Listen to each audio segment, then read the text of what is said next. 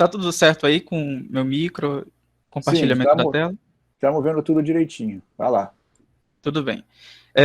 O meu trabalho, né, tem como título algumas aplicações de EDO na física utilizando a teoria fuzzy. Então, eu fui orientado pelo professor Dr. Roberto Prata, do Departamento de Matemática.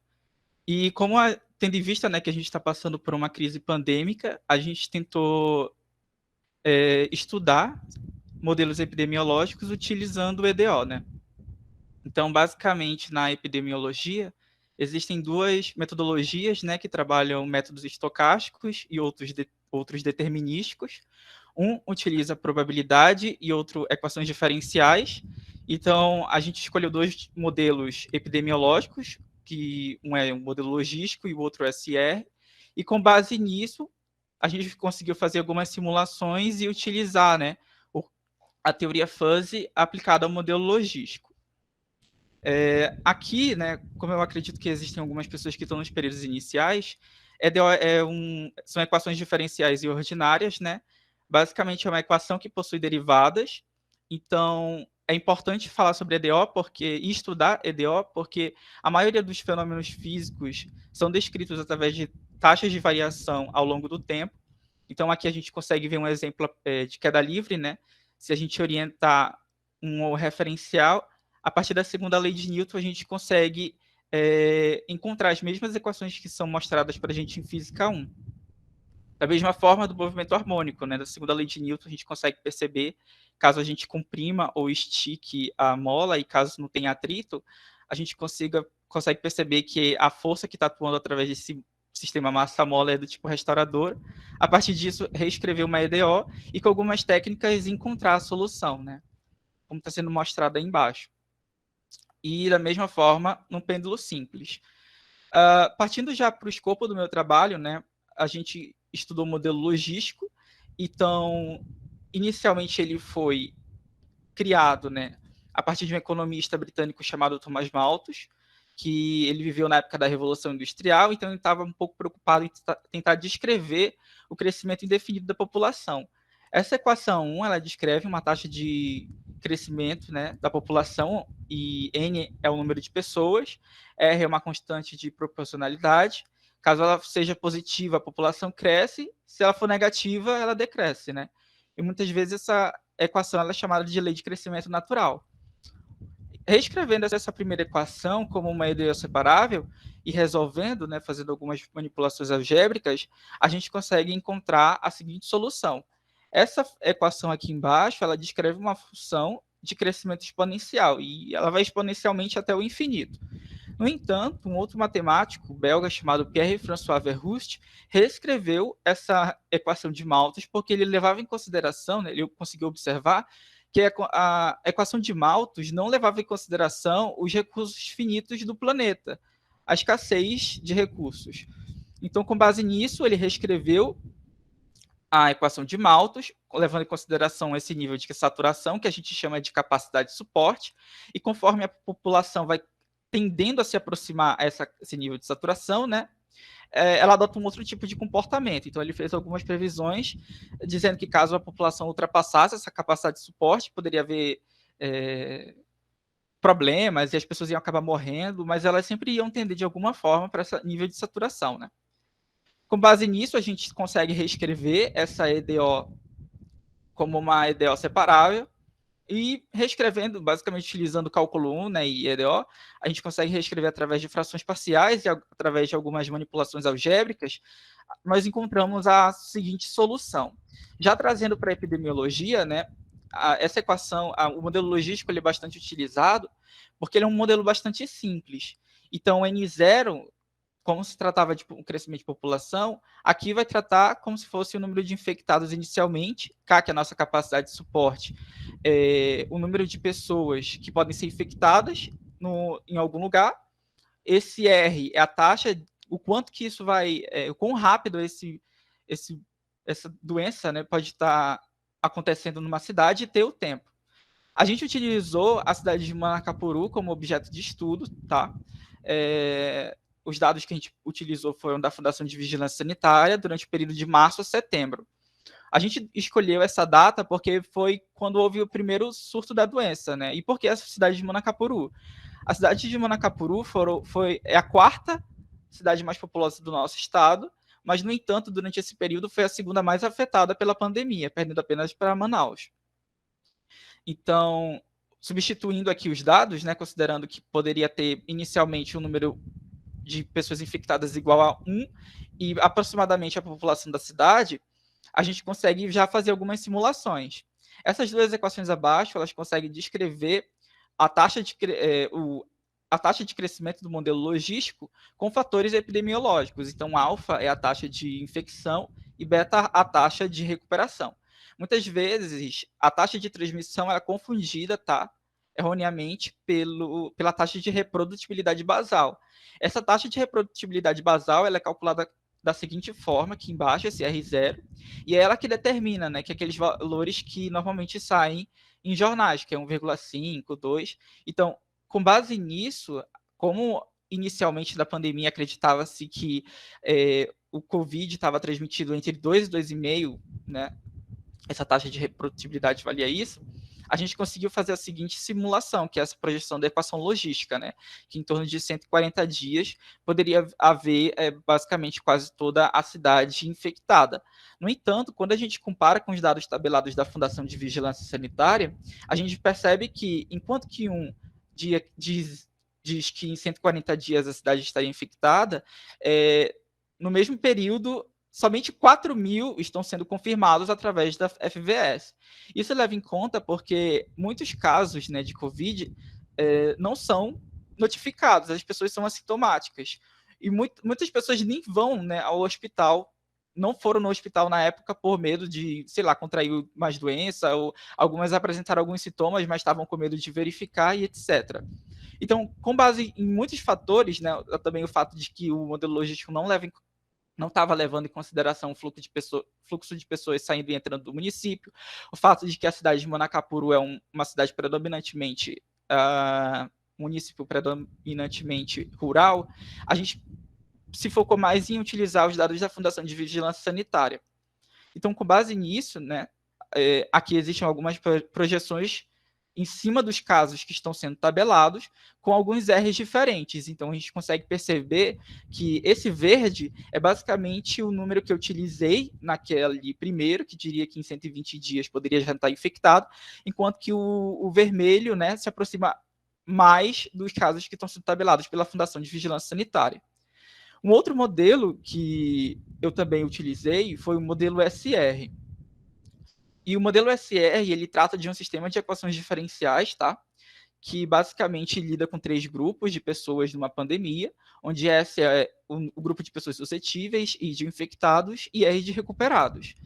Inicialmente, numa pandemia, S é numericamente igual, né, o S0 é numericamente igual ao número total de pessoas no município. O I é um número maior do que 0, então inicialmente a gente utilizou 1, e o de recuperados igual a 0. O alfa, ele é a taxa de transmissão, e o beta, a taxa de recuperação, como eu calculei. E como que eu calculava o beta, né? O beta é basicamente 1 dividido pelo período que a pessoa demora ou se recuperar ou transmitir.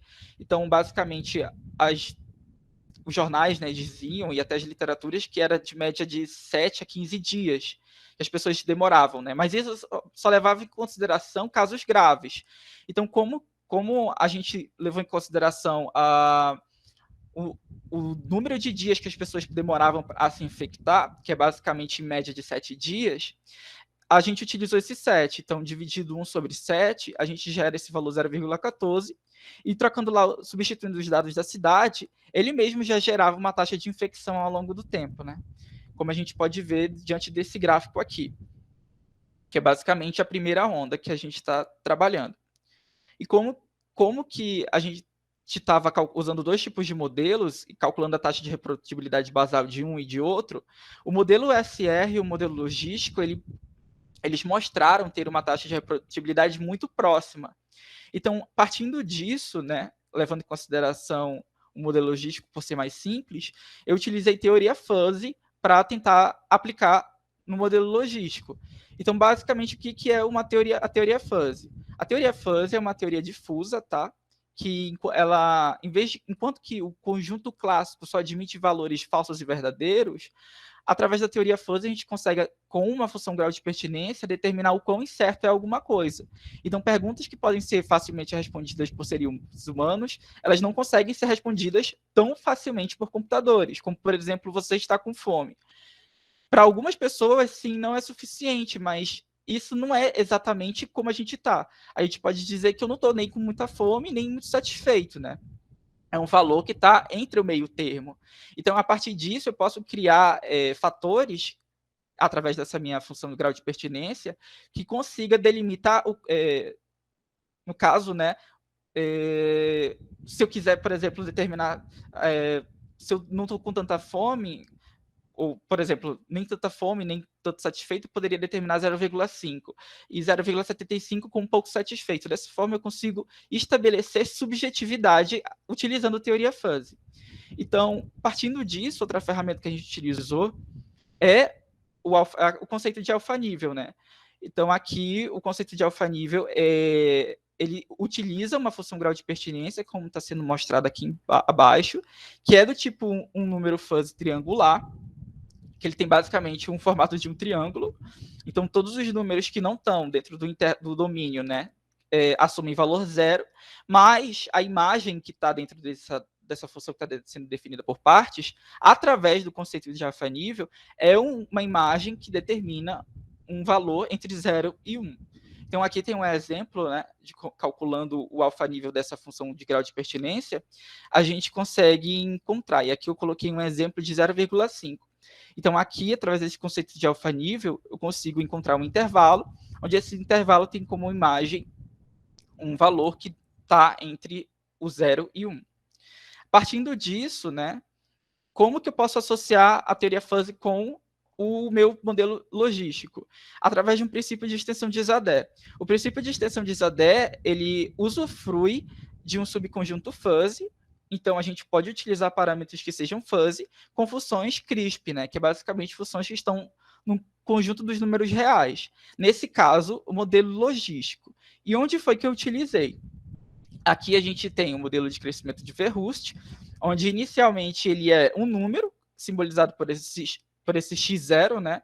Então, trabalhando lá, considerando agora que o meu x0 não é mais um número, e sim um conjunto de valores que podem estar variando dentro desse meu intervalo, ou seja, aqui eu posso assumir um valor x, né, que pode tender, um conjunto de valores que pode ter menos delta ou mais delta, nesse caso, menos a e mais a. E utilizando um operador que usufrui desse princípio de extensão de Isadé, o modelo logístico, né, nossa equação diferencial fuzzy fica da seguinte forma, que é como está sendo mostrado aqui. E aplicando aos dados da cidade de Manacapuru, né, a gente levou em consideração lá que o número de pessoas infectadas poderia ser 20, mas esse número poderia estar variando entre menos 10 e mais 10. Dessa forma, ele gerava esse gráfico. E é desse jeito que a gente ganha utilizando teoria fuzzy. Enquanto que o método determinístico, né, ele só consegue gerar com índices diferentes, curvas diferentes, com a teoria fuzzy, através de números fuzzy e princípio de extensão de Isadé, a gente consegue determinar o conjunto de faixas. E através disso, a gente pode dizer, né, que o R real que está ocorrendo na pandemia é um número que está dentro desse conjunto de faixas. Então, basicamente, durante muito tempo, né, um ano, essa foi a minha apresentação, e aqui são a minha bibliografia, minhas referências. Tá certo, então. Obrigado, Vitor. Vou passar a palavra para o professor Lúcio, que é o primeiro escalado para fazer as considerações. Então, bom dia mais uma vez.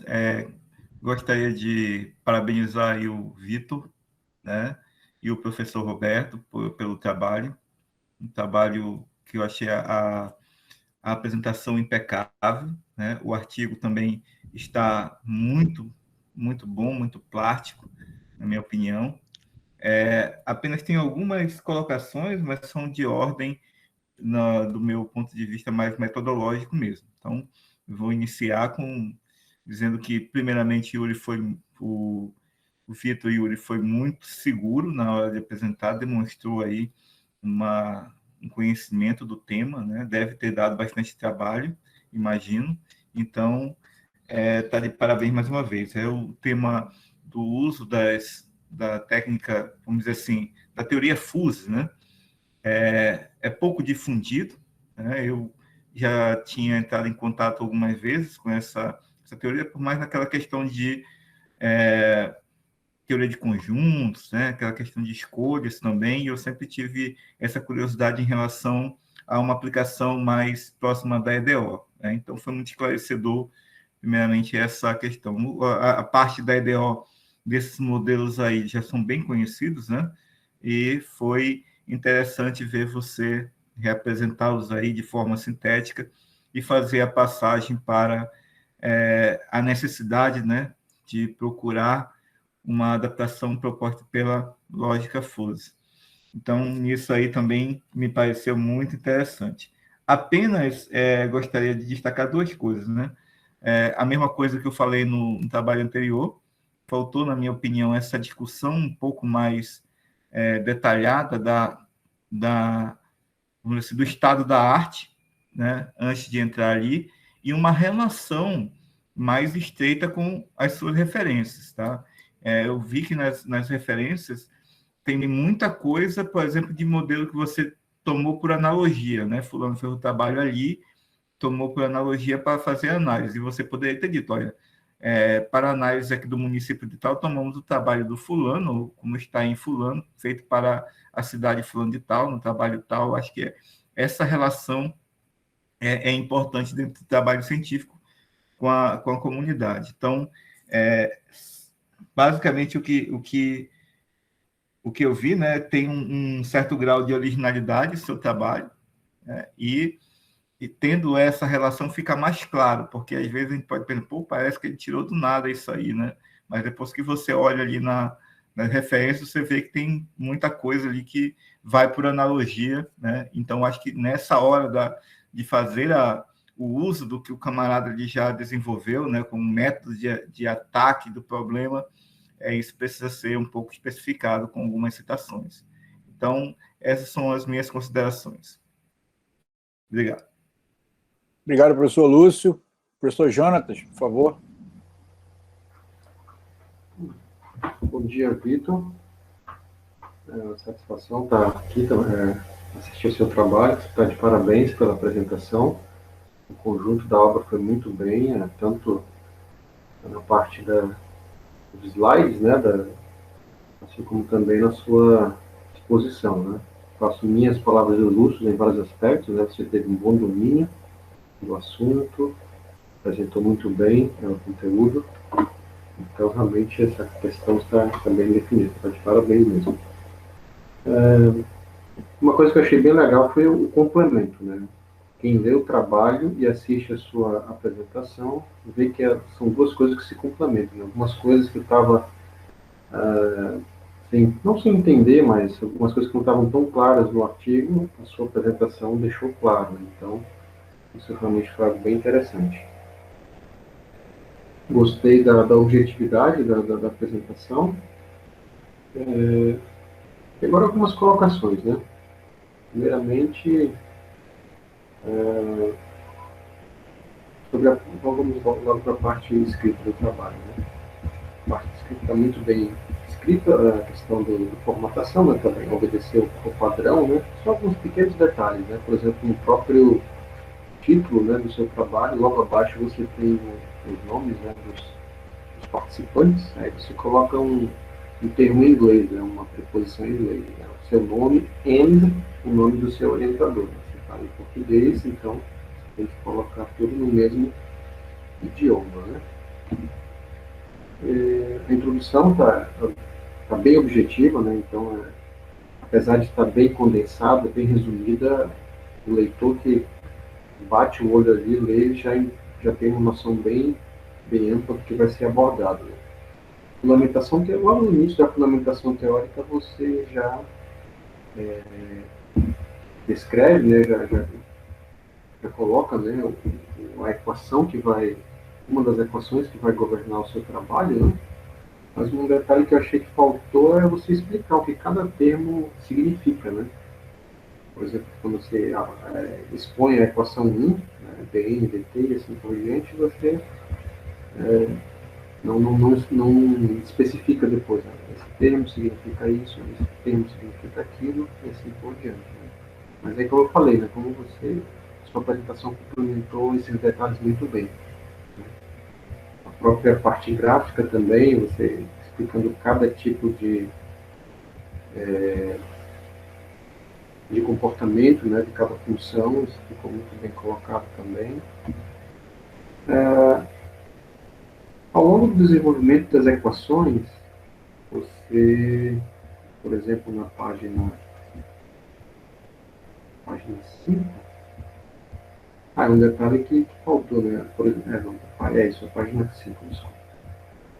Quando você determina o termo ΔT, né, da equação, onde você fala ΔT, ali logo depois de escrever a equação de R, a equação de S, a equação de I no modelo SR, né, ele diz que o ΔT é igual a H, onde você, usando o método de Euler, você precisa de um número suficientemente pequeno para poder fazer a aproximação, né? Para você poder aplicar essa aproximação do modelo SR, você precisa de um termo suficientemente pequeno. Aí você, logo depois, você diz que esse valor, ΔT, é 0,05. Aí a pergunta que eu faço na física, tudo é comparável, né? Uma coisa é pequena comparado com outra coisa, né? Dependendo do seu referencial, 35 graus comparado com o morador do Alasca, né? É algo absurdamente alto, né? Mas para gente que mora aqui no Amazonas, né, por exemplo, não é tão absurdo assim, né? Então, as coisas são relativas dependendo do seu referencial. Então, a pergunta que eu faço a partir de que premissa o ΔT igual a 0,05 é considerado pequeno? Porque quando a gente, como no modelo logístico estava utilizando o dt, né, igual a 1, no caso, estava me baseando pelos boletins diários da Fundação de Vigilância Sanitária, quando a gente utilizava o mesmo 1 no modelo SR, ele não gerava aproximações muito boas. Então, esse 0,05 é 0,05 dia, mais ou menos, entende? 1 representa o dia, mas esse 0,05, pelo fato da gente estava utilizando o método de Euler, a gente utilizou esse termo, esse valor. Interessante. De repente, você colocar essa observação interessante, seria interessante colocar no trabalho, né? Fica bem mais claro, né? Então, o que é grande, o que é pequeno, por que esse valor, por que 0,5 e não, sei lá, 0,3, 0,327, né? Então, é interessante explicar, né? Mas, em geral, está bem colocado mesmo. Essa teoria é uma teoria bem interessante, inclusive eu peguei emprestado alguns termos dela, né, a teoria fuzzy, já fiz alguns usos dessa teoria, né, em alguns modelos econométricos, né, que a gente estuda na econofísica, e realmente é bem interessante. Né, inclusive, ainda sobre essa teoria, né, eu já testei alguns modelos, e outra curiosidade é esse modelo SR, né, um modelo bem interessante. Também me emprestei de algum uso de algumas ferramentas desse modelo, né, até para um trabalho que recentemente nós publicamos agora. Né, a questão da taxa de contágio, taxa de recuperação. Eu consegui fazer uma transposição bem interessante para um trabalho em econofísica que ficou bem legal. Né, mudança de estratégias de negociação na economia, né, você pode também aplicar algumas ferramentas desse tipo de abordagem, de aproximação. Então, realmente é uma área bem interessante. Né? Bom, então, para finalizar, eu faria uma pergunta a respeito da sua conclusão lá no final, né, quando você fala ficou claro que, de acordo com os dados da Fundação de Vigilância, Dados como distanciamento, uso de máscara, álcool em gel, etc., surtiram efeito no que tange a proliferação e espalhamento do vírus, né, no município, uma vez que os casos previstos pelo modelo logístico são superiores aos dados mensurados pelos órgãos competentes, né? Então, você viu que os resultados que você obteve, né, pelo seu modelo, eles ficaram acima, né, dos resultados que você realmente existem, né, registrados, né? Aí a pergunta que eu faço é, em um universo, né, de várias variáveis desconhecidas, né, a gente sabe que é um modelo bem aproximado, né, que você usou, então, e você cita isso, né, muito bem no seu texto, né, realmente é pertinente, né, você realmente reconhece no texto que existem muitas variáveis desconhecidas, né, ou incompletas, né, que você não tem dados suficientes, né. Você realmente colocou isso realmente no seu texto bem claro, né. Aí eu pergunto, de que forma foi possível você atribuir essa diferença entre as curvas, né, ou seja, a curva real e aquela que você calculou, às medidas sanitárias? Né? Como é que você conseguiu, levando em conta muitas variáveis desconhecidas no seu modelo e outras incompletas, como é que você conseguiu atribuir essa diferença das curvas real e calculada às medidas sanitárias?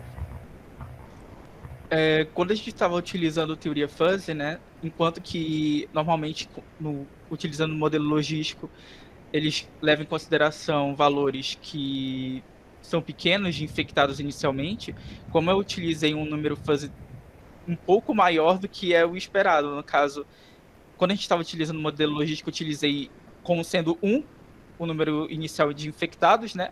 Enquanto que utilizando teoria fuzzy, a gente utilizou um intervalo que estava variando entre 20, no caso, podendo variar menos 10 até mais 10. Então, esse valor aí, esse R, pode ser muito provavelmente com real, justamente por conta desse intervalo.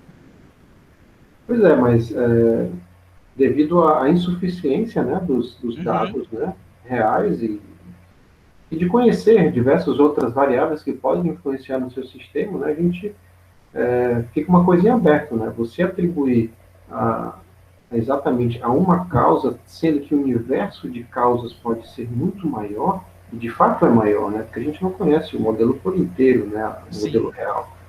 Então, acho que talvez poderia deixar um pouco mais em aberto para esses outros elementos, né? Você poderia talvez colocar isso, deixar isso na sua conclusão, né? Uma das propostas, talvez você poderia colocar dessa forma, uma das propostas a essa diferença é essa daqui. No entanto, devido a desconhecermos, né, vários outros fatores, outras causas, né, podem ser a explicação ou justificativa. Né? E, de repente, você pode elencar algumas delas. Né? Você pode, por exemplo, procurar alguma correlação, por exemplo, entre a taxa de fluxo de pessoas ali, de outros lugares que vão naquela cidade, pode ser uma causa, né?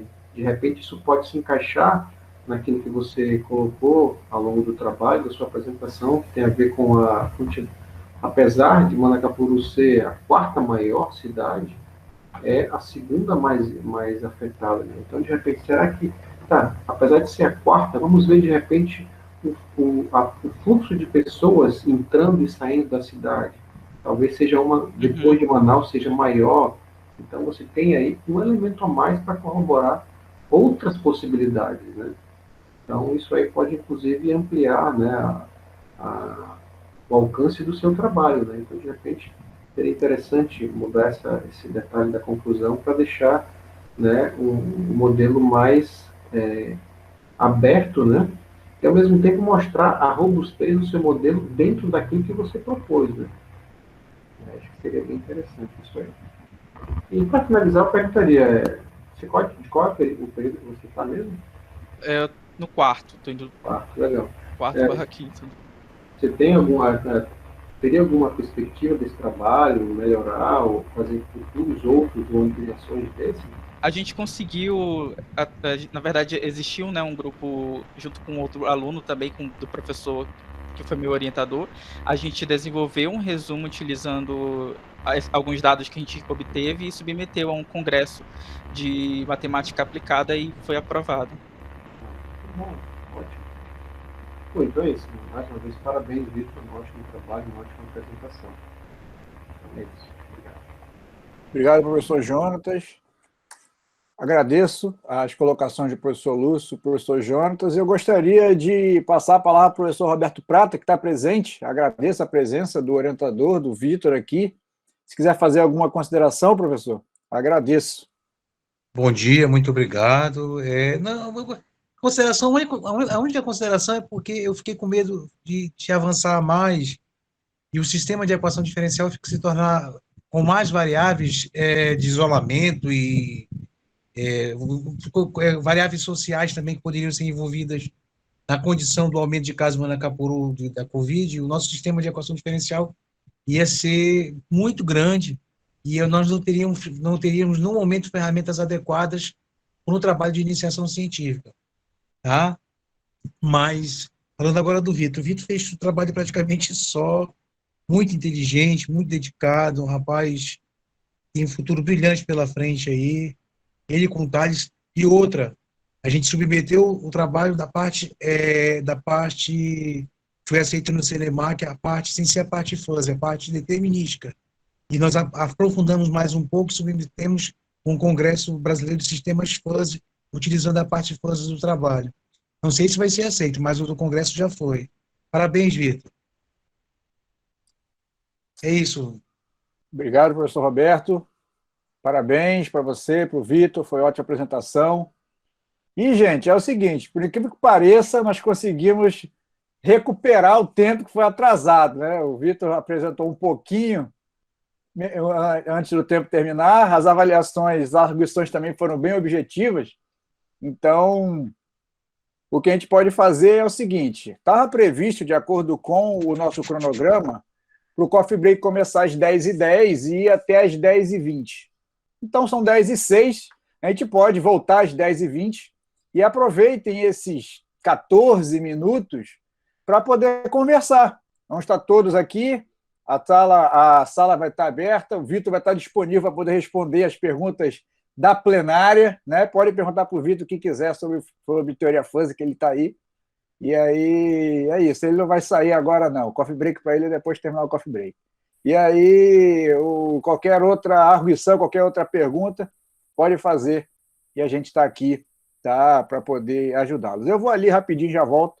Mas, que foi, Vitor? Levantou a mão aí, diga lá. Não, eu só queria agradecer também, né, ao professor Roberto Prata por ter me dado a oportunidade e também acreditado, acho que um pouco em mim, né, porque meio que eu fui desesperado atrás dele, atrás de um projeto de iniciação científica.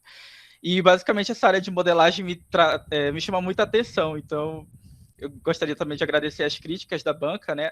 Acho que cada crítica vai me ajudar a crescer de alguma forma. E agradecer também ao professor Roberto Prata e a todo mundo. Obrigado, pessoal. Falou. Então, gente, vai começar o coffee break virtual agora. A gente vai suspender aqui as apresentações e volta às 10h20, como estava previsto. Tá certo? Até já.